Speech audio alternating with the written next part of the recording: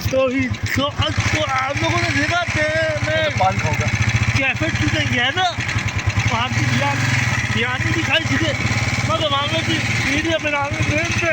लोग बोलते थे वीडियो नहीं बनाना तो भाई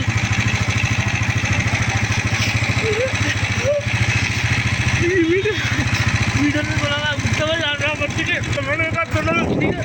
वीडियो नहीं बनाने और कैफे स्टूडेंट वाले भी जानते हैं मैं तो यूट्यूब वाले तो मैंने बोला यूट्यूब वाले में क्या पान ले होगा क्या बताने दीजिए पानी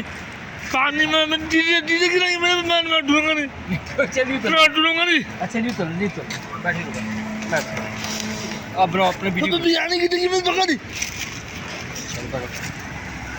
बैठिए ठीक है आ रहा मैं सही है कि मेरी बिरयानी थी ठीक है क्या पे स्टूडेंट की बिरयानी है ठीक है